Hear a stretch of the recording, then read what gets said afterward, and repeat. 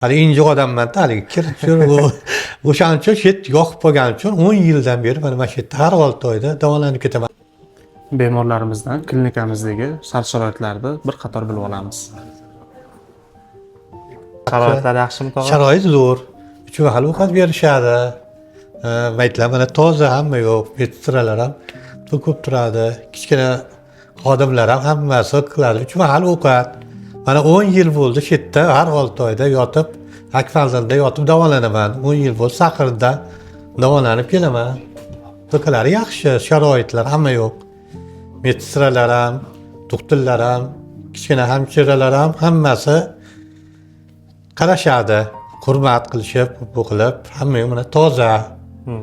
O'shaning uchun shu yerga kelib, ko'nglimga to'g'ri kelgani uchun shu yerda yotaman. Hali injiq odamman-da, haligi kirib o'shaning uchun shu yerda yoqib qo'yganim uchun 10 yildan beri mana shu yerda har 6 oyda davolanib ketaman Akmalda. Haylam, sog' bo'ling tog'a.